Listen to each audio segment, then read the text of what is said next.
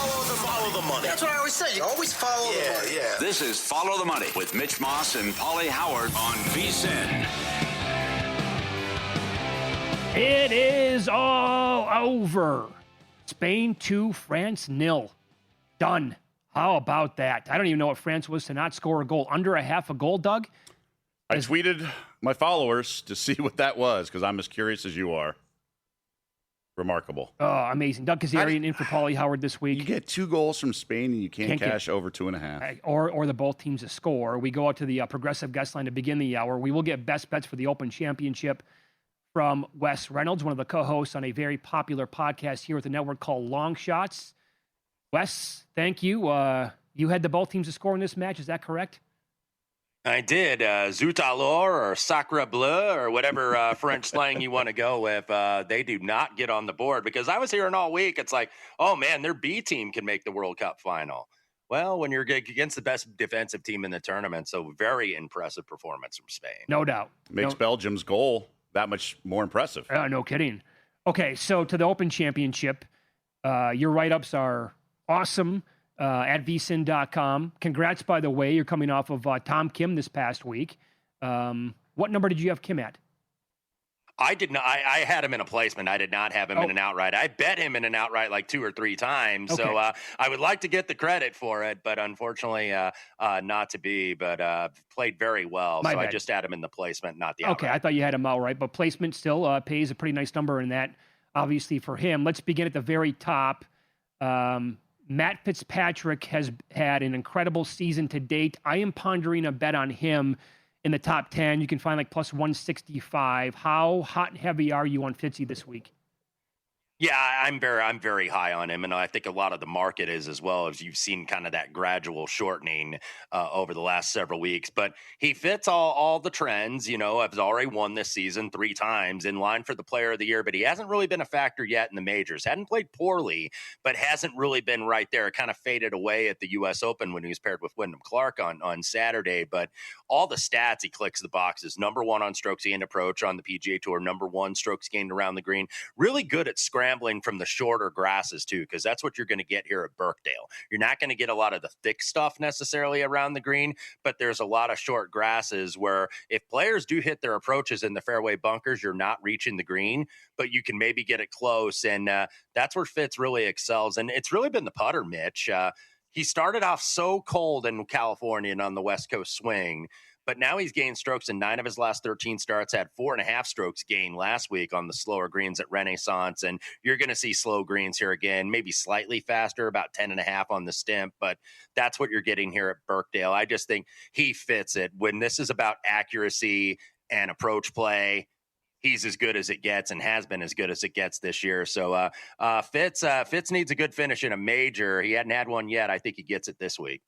Furthering that thought process, and obviously you have a great article here on vsin.com under the golf page, as Mitch was just alluding to, and I know there's a sort of Venn diagram to this all, and it's hard to kind of put it into words, but almost one of those, explain it to me like I'm a fourth grader. How do you sort of extract, other than Fitzpatrick, some of these other guys, how do you figure out who to pull the trigger on when there's just so many guys capable of catching lightning in a bottle? Yeah, and it's been difficult for me this year, Doug, in terms of, it's all timing. And a lot of it is timing and luck. Like we were talking about Tom Kim. Been on him a couple times this year, and you could see it coming. And then you kind of get into a love him and leave him type of thing, and you leave him off a card like last week. And what happens? He goes out and wins. So, it is part of golf betting, the FOMO and looking through it. But obviously, you take the normal stuff. I don't think you really change the process. Just if you're not landing on the outright, you go with the recent form. You go with the statistics that you think are going to be important. And then sometimes it's going with your gut a little bit too. It's not just necessarily model. It's, go with your hunch. And that's what I did with a couple guys this week. Well, let me flip it here. If your model this week would have been super high on a player that you don't have, does your brain come in and just say, "God, I can't do it. I can't back that guy at this number. Not gonna." Yeah, it does. Like one guy that I really considered this week, who I think certainly could win, is John Rahm. And you're looking at those prices; he's almost like 28-1 at a couple shops at Bet Rivers. It's like John Rahm's too good of a player to be that high. He is a high caliber player. I know he's not in the best form, and he popped on some of the statistics, but it's like, ugh. I wasn't able to get there with him, and I could be famous last words because Sure. he certainly is. He's certainly drifted to a price that I think where it's like, wow, at this price, it's almost like you want to buy the dip, but I did not this week. Do you like Tommy Fleetwood this week at the Open Championship? I do, even though I hate the current number where it is. I think 19-1 is the best number at DraftKings right now. He probably, from a true price, Mitch, should be at like the high 20s range, like 25 or 28, because he doesn't have the win equity. So you're paying the hometown tax, right? Because he is from and was born in Southport, England, where Royal Birkdale is located. So you're getting that hometown tax. And that would be, I think, the most popular story in European golf if Fleetwood finally got the major championship win in his hometown. But he's been consistent, 14th everywhere. No worse than 14th, I should say, in his last 5 starts. Number 1 in scrambling, number 3 around the green, number 6 in driving accuracy. So this really kind of fits his wheelhouse. And I think he's putting together consistent golf where he's kind of peaking at the right time, but he's been a little bit of an outlier because he has not gotten to the winner's circle yet this season. You've mentioned a couple books just in this conversation. I think that's so important for our audience to recognize. They're all going to move numbers based on their liability on certain guys. So you should really be focused on picking off rogue numbers and getting the best value with these guys, because once you do hit them, you need them, all those units. Along those lines, though, there are markets without Scotty. There are markets without Big 3, Big 5, depending on the book. I'm a big fan of those, and it's not all or nothing. You can chop it up, much like a parlay in baseball. You have 90% of your parlay on money lines and maybe 10% on all run lines or something like that. I like chopping it up when you have Big 3s, Big 5s, and something like that. What is your approach when it comes to that when you're not betting some of the shorter odds like Fitzpatrick or someone like that?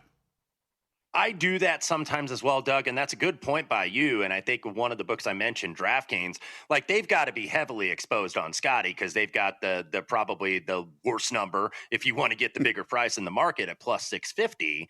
So that tells you that other guys get bumped up because of that. So sometimes I do the winner without, and Scotty certainly could win any week. He's a defending champion from Royal Portrush last year, and I'm not necessarily selling him because he missed a cut.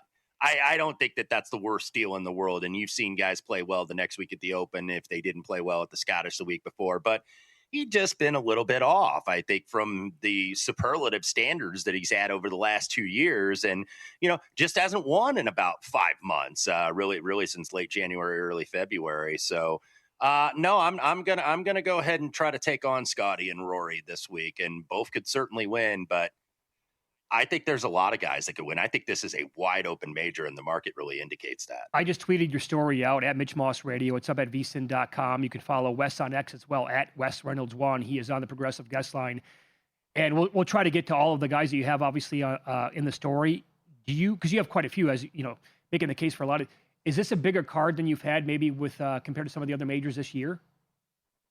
Probably, because I really couldn't, it was like a tie with a couple of them. So it's like, okay, do I just go ahead and play both of them? Because I had a couple guys in the middle of the card that I felt were just like right there, like between Robert McIntyre, Tyrrell Hatton, and Victor Hovland, who I ended up leaving off because this is short grass and I think he chips better out of the thick stuff, but he certainly could win here. But I went with McIntyre and Hatton instead of Victor Hovland, even though Victor is going to be very, very popular this time around. So I'm going with 2 guys that have been close, haven't won majors yet, but certainly have a lot of experience winning on links golf. Robert McIntyre trying to be the first Scotsman to win the Open since Paul Lawrie did it with the John Van de Velde collapse in 1999 at Carnoustie. And then Tyrrell Hatton has become close. T3 at the Masters, T7 at the U.S. Open.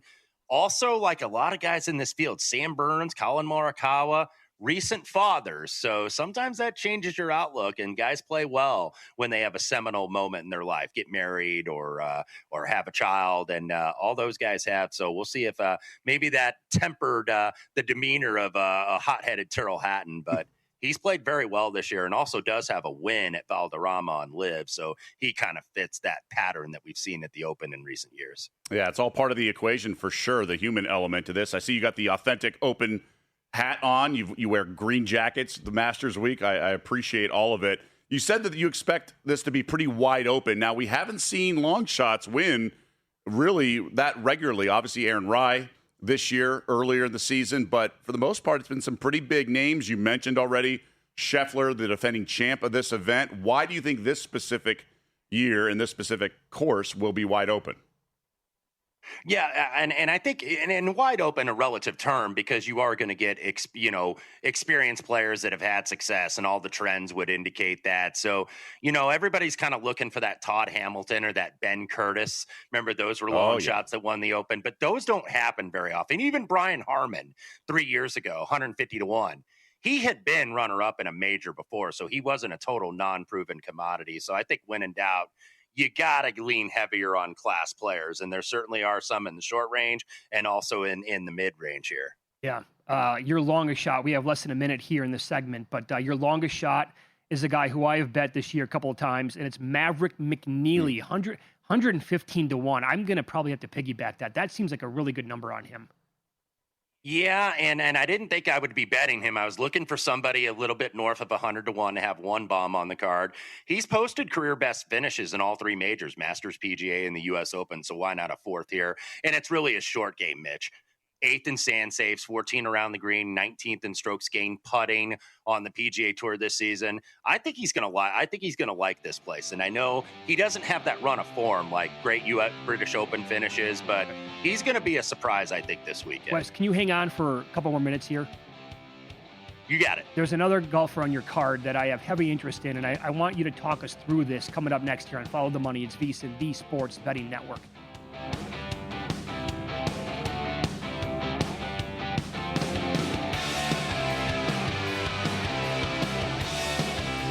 So you're listening to this podcast because you want an edge. But what if I told you you're only halfway there? You've got the mindset. Now it's time to get the toolkit to match. Here's the thing. Pro bettors spend thousands on data and tools, but what they don't want you to know is you can get the same edge for a fraction of the cost with VSiN Pro. With VSiN Pro, you get access to expert picks, public betting data, prop projections, powerful tools, analytics, and more. Tap the link in the description and see why thousands of bettors are already using VSiN Pro to cash more bets.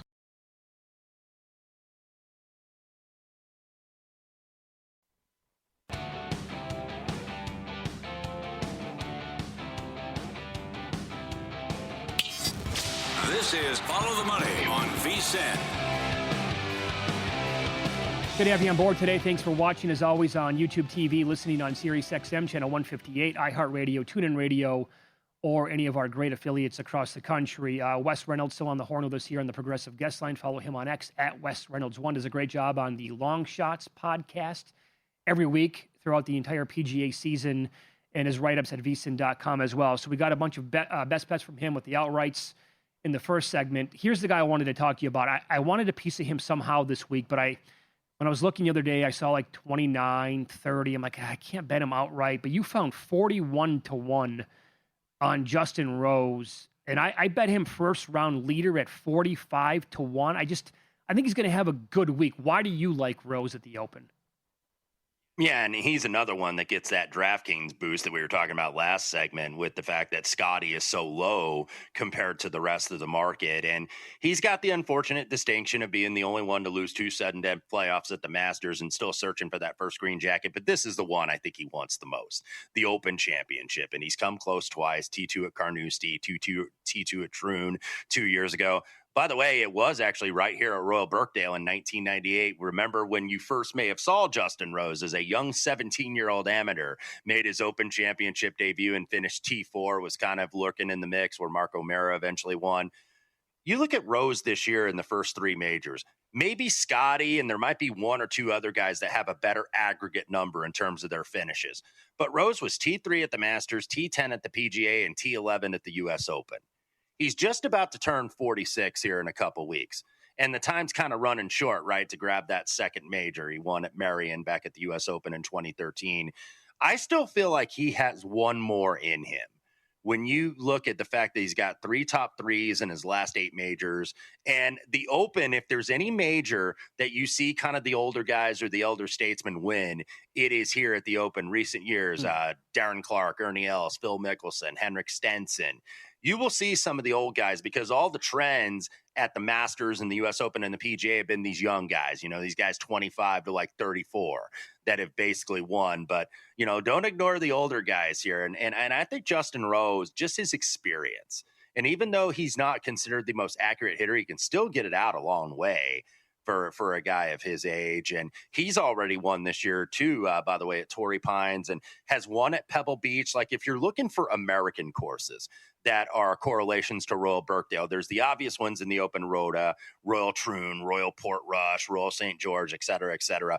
But Pebble Beach, played by the water, and this is played by the water too, where the wind kind of comes off the Irish Sea there in Merseyside. Pebble Beach, I think, is a good comparison here. Wailea is a good comparison. The Kiwa Island is a very good comparison. And Justin Rose with that win, there's been a good Pebble Beach and Royal Birkdale connection over the years, and maybe he can add to that. Sometimes when I get involved in golf betting, it's matchups, and there's a narrative like maybe this week fading Tom Kim, someone like that. Bryson, trying to avoid the Bryson Slam and missed the cut at all 4 majors. Wish I thought of that line, but I heard it elsewhere. You could get plus money on this. What kind of headspace? How would you approach that prop? He's kind of looking like the obvious fade if you look at the board, Doug. He's a little dead on the board. Where you kind of look and you see the blue, that means he's getting bet, and you see the red and he's not. And he's a little bit dead on the board. You're seeing 66-1 on Bryson DeChambeau, multiple-time majors, and it hadn't been too long since he won his last major, but he's been all over the place. I was reading some of the reports of those that were walking the course on the grounds today, and all over the place off the tee. And the rough is not, I guess, overly penal. It's, 4 to 6 inches fescue there. But these fairways are kind of narrow. I think this is a little bit more of a premium on accuracy, even though you're going to have the Brysons and the Rorys and the big hitters try to bomb it and try to cut corners. I don't know if that's going to work for Bryson, but maybe he's got a little motivation or extra motivation when Nick Faldo, the 3-time Open champion, kind of called him out and say, you have no strategy with how to play this game. So if you're a believer in buying somebody low, he would certainly be a guy, but not for me this week. Okay. 2 other guys on your card. One would be Russell Henley. And I like Russell Henley. I was on him all of last year, and I burned money on him. Talk me through maybe tailing you on him and the other guys, Colin Morikawa, who has won an Open Championship in recent years. Yeah, Henley Mitch is more of a guy that I'm buying a little bit on the dip because he did disappoint after he was right there briefly on Sunday at the Masters. So it's like, okay, PGA Championship, U.S. Open, he's kind of been a really good quantity in majors as of late, but disappointed in both, certainly. But did win already this year at the Charles Schwab Challenge down in Fort Worth at Colonial Country Club. Another course where I think accuracy off the tee is a little bit more rewarded than distance because he is not a bomber, but he is deadly accurate. He's number 1 on the PGA Tour, in fact, in driving accuracy. His best major, actually, over the last 2 years has been the Open, surprisingly enough. 5th at Troon in 2024, 10th last year at Royal Portrush. This is a guy, he's ranked number 5 in the world. Do I think he's the 5th best player in the world? No, but you're getting well over 50-1 in some spots on a guy whose number has kind of drifted upwards a little bit. So I bought the dip on him. Colin Morikawa for the second one here. He's going to be very popular this week, and it's been a busy year for him. He won at Pebble Beach earlier this year, just like former Open champions at Royal Birkdale, Jordan Spieth, Mark O'Meara, also winners at Pebble Beach. Then he had that back injury where he had to withdraw from the Players. You saw him kind of limping around, very gimpy, bending over to pick up the ball out of the cup at the Masters. And then he and his wife the next month welcomed their first child. Well, now with all of that, he can completely focus on the golf. And if you look at the numbers, finished 3rd last time out at the Travelers, 1 shot short of the playoff with Victor and Scotty up there in Hartford. He's really the prototype player here, right? 2nd on approach on the PGA Tour, 5th for driving accuracy, 5th for distance from the edge of the fairway. So he's an absolute fairway finder here, and his ball striking and his putting has really been better. He's been gaining a lot more, and he's been losing of late. And I think, finally with everything behind him, I think he could focus on this. And he has won a similar Open championship. You mentioned it at Royal St. George 4 years ago, where it was sunny. maybe not the most windy of conditions. It was a little bit warmer. It wasn't that cold and dreary days that we see in the summer over there in England, and fits that profile, I think, of Royal St. George. So I think Colin Morikawa is going to go very, very well this Very week. good, Wes, man. Awesome analysis as always. And for more in-depth breakdowns, you can listen to Long Shots every single week along with Kelly Bidlin and Matt Brown, and follow him on X at Wes Reynolds1. Read him at vsin.com. Thanks, Wes. Good luck this week. You bet, guys. Thanks for having me. Yep. His stats, the breakdown, the analysis on the website every week, so good. And so clearly no shortages here of betting opportunities throughout the entire summer. Daily Major League Baseball, World Cup, golf, obviously talking about that with Wes. Now is the perfect time to lock in VSiN's football special. For only $175, you're going to get full VSiN Pro access all the way through the Super Bowl, including our brand new 2026-2027 NFL betting guide. You can attack futures, win totals, division races in the upcoming season. Plus, you're going to get daily best bets, real-time betting splits from DK and Circa, AI-powered prop projections, 24/7 video on the VSiN Watch app, and coverage of every major sport all year long. Here's the deal. Go to vsin.com/subscribe today.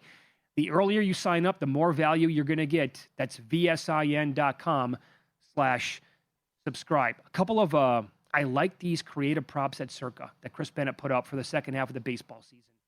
You know, as a sportsbook manager or director, you can do whatever you want with props. Sure. Right? So Vlad Guerrero has 6 home runs at the break. Fernando Tatis has 5. They have a head-to-head matchup on who's going to hit more home runs for the year. Vlad's minus 120. Tatis is even money. You can also bet the yes-no.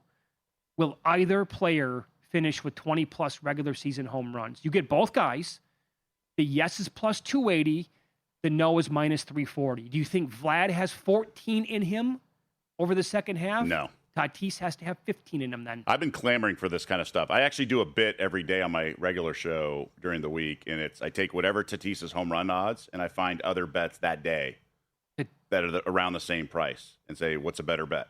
Because I just think the Tatis homer, I would never bet him the rest of the year. He's only homered in 4 games. Yeah. He has 2 in 1 game, and that was wind blowing out at Wrigley and heat. Other than that, he's a disaster. So I would bet head-to-head, I'd bet Vlad. Vlad, how about, you can parlay the no on that with other bets as well through that day. Now we're talking. Right? Yeah, I mean, not a lot of places have the no. That's right. You can do it here at Circa. Right. You can prediction markets. You can do the combos, and they have a yes, Fanatics, no. I want to say. Is that another one? Okay. Not 100. I don't dive. I just mock this situation. Because remember, everyone was betting him in May because it was like, he's got a homer. Oh, he's due, right? Yeah. Then at least people haven't kept it up, thankfully. What's the better betting philosophy, the Dew theory or the Martingale? I think there are scenarios, very, very few, that Martingale's a good strategy. Because there's market correction in sports, not the roulette wheel, not blackjack. Right. There's market correction. So if a team's gone under 7 straight or whatever, the lower the power rating. But I actually think they're not that example I just brought up, but I have a couple. I've always talked about Game 7, each quarter under. Yeah. Let's expand on that, because some people in the audience are going to be like, Martingale, never heard of it. Okay. So, or most are saying you got to be an idiot. Yeah, okay. But we'll get more Open Championship analysis coming up. How about this? Our next guest, John Hasselbauer, he had both winners this past weekend. Both winners this past weekend. Wow. 2 of them. Tom Kim at 94-1, I believe. Who does he like this week? Find out next.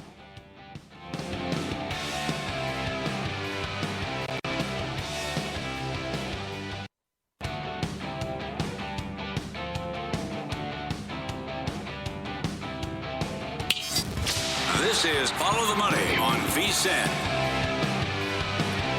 Well, now I'm getting ready for the Open Championship. We just talked to Wes Reynolds. Great breakdown from him. More on the final major of the year as we go out to the progressive guest line. John Hasselbauer joins the program at PGA Tout on X, weekly PGA articles at lineups.com, co-host of the Preferred Lines podcast. And how about this, Doug? This past weekend had Tom Kim and Stephen Fisk outright. Absurd. Absurd. John, thank you. Is that the best betting weekend you've ever had? Gotta be. Yeah, I don't know what would compare to it. This week I was smarter and I've parlayed some of the outrights together. So if it happens again, I can retire early. I was going to joke, mocking you for not not parlaying the two, and actually I was not a serious bone at all about it. Oh my. No, I mean, I really, it was a great week. I had it peppered too, because if it wasn't Tom Kim, I had Matt Fitzpatrick and Goddard, who were the odds-on favorites going into the final round at at the Scottish, and then it was Glover on my card too, who looked like he had it the whole way. He had a 2-stroke lead on the back nine, and then just kind of fell apart. And luckily, Fisk made a charge at the end. So, nice to have those weeks. That's the good thing about the PGA Tour. Sometimes you get 2 chances at it, and in not next year, but the year after, we're going to see a lot more of that with this 2-track system where you'll have multiple events in a week. So now all of a sudden I'm very much in favor of that. Of The course. more opportunities we have to hit golf winning bets, bring it. Well, Doug, your natural follow-up here, you brought it up throughout the show earlier, was actually, is this the week that we fade Tom Kim? Right. Right after that win. It was a great field, by the way, the Scottish. But, John, you don't want to fade Tom Kim this week. No, Royal Birkdale is a much better course fit for Tom Kim, even though the Renaissance Club, he's had nothing but success. And that's why he was a popular bet, not just me on Tom Kim. A lot of smart bettors were on him because he's done nothing but finish in the top 20 in his first 4 appearances there. Now it's 5 for 5 top 20s from Tom Kim at the Renaissance Club. That was a very bomber heavy course. It really gave an advantage to distance. And you look at all the other guys in that field at the top by the end of the week, Minwoo Lee, Rory, it was all bombers. So he was kind of the exception to that rule. But when we get to Royal Birkdale, it's an accuracy course. It's much shorter. There's a lot more penalty for missing the fairways. There's fescue out there. That was not the case, really. It was dried out and thin fescue at the Renaissance Club. But here, it's a real steep penalty for missing the fairway. And Tom Kim has been automatic with his driving accuracy and his approach play. So, yeah, I will be betting him again. It'll be half the number it was last week. If you didn't get a future on it, but there's nothing not to like about Tom Kim and the fit at Royal Birkdale. Okay. Another discussion that we've had several times so far. It's only Tuesday, but multiple times on the show today and yesterday. And that is the number with Scotty Scheffler. It keeps drifting out at certain books. DK holding firm at about plus 620, but he's available like around 8-1. What number would you need for a struggling Scotty Scheffler to win this week? Yeah, I always say we're grading Scotty on a different scale. We call him struggling. Obviously, he's coming off his first missed cut since 2022. But before that, it's a playoff loss to Victor Hovland at the Travelers. And are we really calling him struggling if he just one of those putts goes the other way in that playoff and he wins the Travelers? He's been in the mix a lot. He hasn't been able to close in these playoffs. He also lost to Matt Fitzpatrick in a playoff at the RBC Heritage, another signature event. So he's been in the mix a lot, obviously coming off a dominant win at Royal Portrush last year. So we know he can play well on the links. I think it's already a good number. I was thinking about Scotty at this number at the US Open because I thought Shinnecock was a little bit of a better fit for him. My card is set. When we talk about the Open, I don't really like betting a short odds here. I like having a couple extra, bullets in the chamber here so that we can, not get wiped out by a bad weather wave or something like that. But it's a good bet. I mean, this is the best number we've seen all year from Scotty, and the form is still there. Sure. What's the shortest number that you have on your card to win this event then outright? Yeah, I started my my card with Matt Fitzpatrick like many others did, 21-1. Just like Tom Kim, he was on the card last week. Great links player. I see no reason not to go straight back to him at really the exact same number a week later. We've seen some books have him as the 3rd favorite. Some have him as the 5th or 6th favorite. I would put him as the 3rd favorite. I think outside of Scotty and Rory, it's Matt Fitzpatrick you feel the best about. He's had 3 wins on the PGA Tour this year, came very close to winning the Players, has been in the mix in these majors, playing at home in England. Finally gets a home game because he's had some jeers from the American crowds. When he's in the mix, people rooting against him. He'll have the friendly confines there at Birkdale. So popular bet, but for a good reason. So you touched on it, obviously, with Fitzpatrick and some of the other analysis. What are we looking at here? What's the secret sauce? Just simplify it for us. I mean, do you have a math model that at least some of it? How do how did it work last weekend? And what are you applying this weekend in terms of the Venn diagram, so to speak, on guys you're actually pulling the trigger on or have pulled the trigger on? Yeah, absolutely. I think links golf is very singular. It's a very unique test of golf. So I really put a lot of emphasis on course history, event history, in this case at the Open, since it's on a rotation. But I would put St. Andrews aside as a very different test of golf, but really any of the other majors the events that we've seen at the Open, whether it be Portrush, Troon, Liverpool, St. George's, those are the last 4.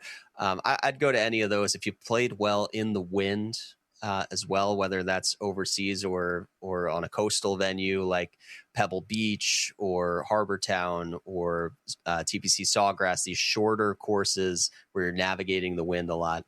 That's really important to me. And then driving accuracy. Really, it's ironic because you look at what Jordan Spieth did here in 2017 at Royal Birkdale, just driving it on the other side of dunes, driving it all across the property, and he's your winner. But that's definitely not the game plan you want to go into here with. So the ideal game plan, like a Matt Kuchar, on the other side of that, he was runner up here in 2017.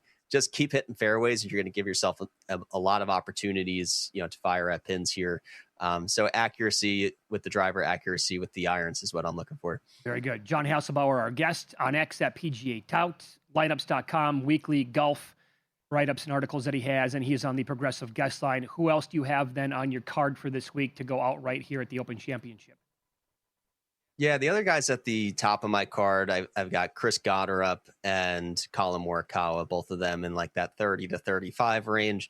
With Gotterup, the guy just gets it on links courses. He was a winner at the Scottish Open last year, followed that up with a T3 at the Open in his second career Open start, and then he was in the mix last week with a T11. Kind of look at the winners of the Open over the last 4 years. It seems like all of them have finished in that like T8 to T15 range at the Scottish, where they played well, but maybe didn't have the stress of contending the week before. It's really interesting. It's the same exact position, whether it was Brian Harman, Scotty Scheffler, Xander Schauffele. They all just play well, but not well enough to contend. That's exactly what Chris Gotterup did last week. So you like to see that out of him. And then with Colin, I think Royal St. George's would be my favorite comp course to Royal Birkdale. Similar yardage, was played in similar conditions as well, with not significant wind. And he's a great ball striker. He won at Pebble Beach, which is where Jordan Spieth won in 2017 as a sort of pre-forecast to winning at Birkdale. So I think there's a lot of correlation you can draw from Pebble Beach to Royal Birkdale, playing some great golf this year, and seems to be a little bit better health-wise than he was in the middle of the season. Okay. Is there a bomber that you have? I know you mentioned Kim, and on the screen here, DK has about 59 to 1 on him. Is there another bomber that you like this week, or is that pretty much your whole card? Yeah, as far as long shots that I think could really do it, Akshay Bhatia is a guy I really like this week. Talked about the Pebble Beach comps. Talk about playing in the wind. He really thrived at Bay Hill, where he won his signature event this year. That's his best win of his career yet. And he really needed to hit some flighted golf shots with high gusting winds and difficult conditions.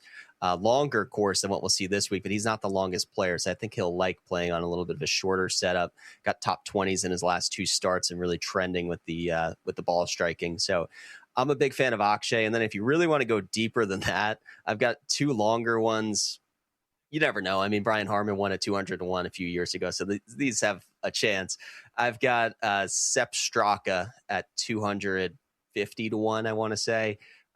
Just in a slump right now, but this is the type of golf course that Sepp Straka should play well on. And then Bernd Wiesberger beyond 400 to 1, I found him, was the first round leader last week. Yeah. A former Ryder Cupper. He's top 10 in the DP World Tour standings this year, won in China on a similar yardage course. So very long shot, but good pedigree player. John, congrats last weekend. That's a hell of a 4-day stretch for you to win 2 outrights, 40 to 1 and higher than 90 to 1. And I hope it comes in for you again this week at the Open Championship. Thank you so much for the time. We appreciate that. Yeah, of course. Appreciate you guys having me on. Good luck to you too. You can follow John on X at PGA Tout. That's a pretty solid Wonderful weekend overall. I think I would have taken Monday off. We all remember our biggest hits. Those are memorable, and you got to savor it. I think we all remember our biggest losses. That is true. Yeah. Spain might be a gift to win the World Cup. Oh. Okay. And GoFundMe could play a huge role in sports. Real or Fugazi next on Follow the Money. It's VSiN, the Sports Betting Network.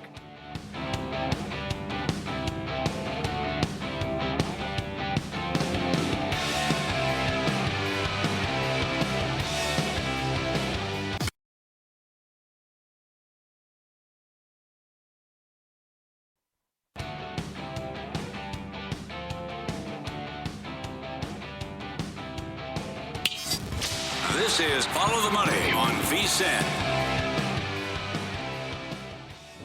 Mitch Moss and Paulie Howard are here to make you a friend of ours. That would mean you were made guy. Investigating what is and isn't legit. Plus, that's a fugazi. All right? That's a fugazi. I looked at it for 2 seconds. Seeing through the lines to make you a better. I know you know. And I know you know I know you know. The FTM Army is being sent for. In our thing, you get sent for, you go in alive, you come out dead. And it's your best friend that does. These two wise guys would never steer you wrong. Forget about it. This is Real or Fugazi on Follow the Money. Great open. Love it every single time. Doug Kazarian filling in for Paulie Howard this week on vacation. Spain is $1.50 to win the World Cup after defeating France today 2-0. That is a gift from the gods, Doug. Real or Fugazi? It is. You can't be afraid to lose a wager. Obviously, we don't have Monday's sports page or Biff's Almanac, but I think you just have to play it. They are clearly the best team after manhandling France. Now, some of this is matchup driven. Sure. And $1.50 is not $1.10. It adds up. You got to win a lot of those types of wagers, but you don't want to be on the dog here, I don't think. And we still don't know if there's injuries or whatnot on the team that advances, maybe red cards. So they're not going to be playing with 10 men in the championship game. But you know Spain's in good form. They've allowed 1 goal this entire time. I can't get over that. That's going to be a cheap price. So I would be laying it. And if you lose, you lose. But it is a gift from the gods. GoFundMe could be massive for players and coaches. Is that real or Fugazi? So I came up with this idea a while ago when Alabama was dominating, Nick Saban and everything. I was like, look at all the alums of every other SEC school. There's 250,000 living Auburn alums right now. Same number-ish for LSU. If they all put in $50, Nick Saban could have gotten $25 million to not coach for 1 year, right? So do the math. You get Patrick Mahomes makes 63. It's obviously it was a fun topic, but you could also pay certain broadcasters to go away. Oh, so hold on.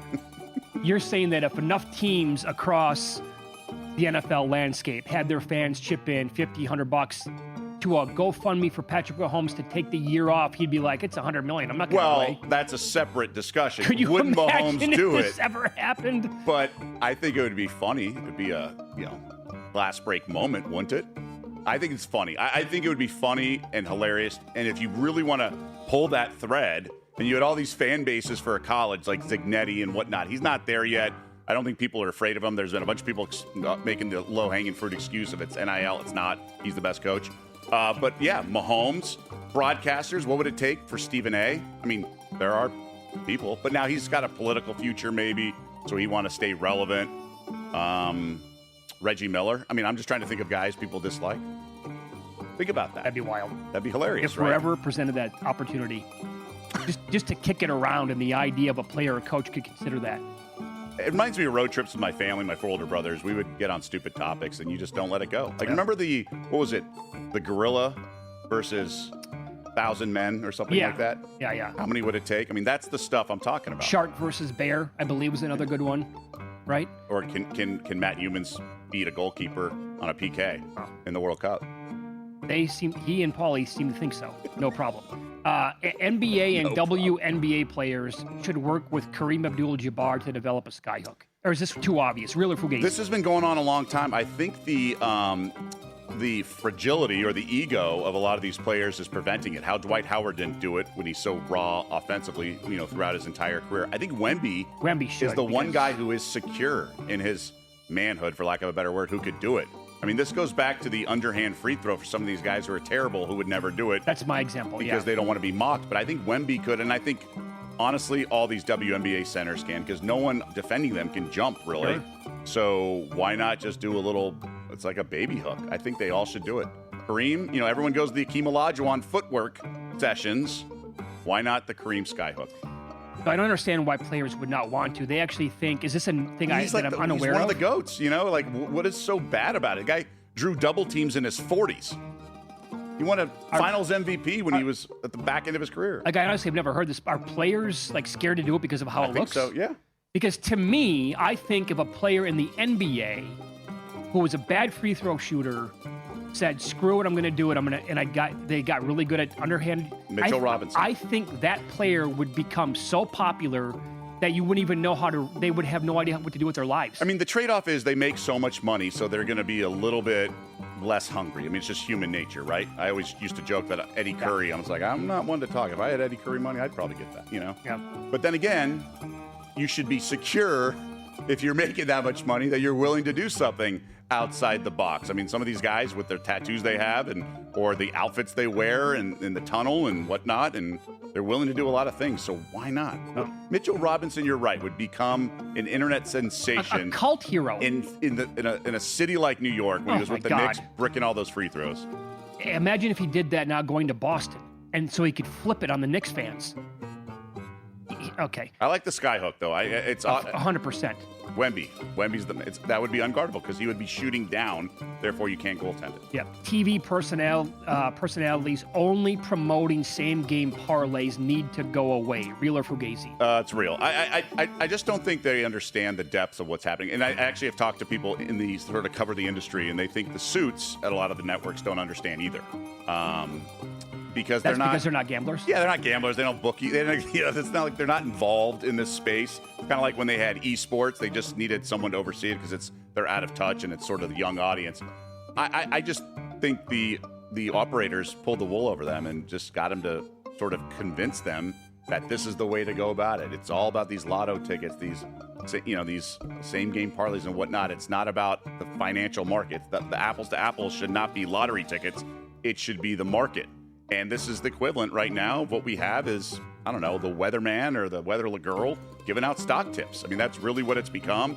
And then it's become this, now I'm okay with some of these, like home run parlays for $1, $5, whatever, get you through the workday. But it's obviously the slippery slope. We've seen all the stories, things like that. I just think there's a desensitization to it all. And a lot of these betting analysts who really know nothing, they're really content providers. Yeah. And bikinis and whatnot. It's just all nonsense. I do parlays occasionally. Sure. Not very often. The parlays that I do are more like the high-priced favorites, actually. Or correlated. Obviously, same game. There's means to an end, right? Right, you're right. If this happens, then this is going to happen. That is probably going to happen, right. Yeah. But to only do that specific style of betting look, money talks. If they have advertiser money and these networks need it, look, the needle is so important right now. You have to prove your worth. It's no longer because the competitiveness right now in the landscape of sports content, it's no longer ABC, CBS, Fox. Now it's Netflix, it's YouTube TV. Okay. That's why TNT got priced out with their NBA bids because they don't have the same revenue streams like Amazon does.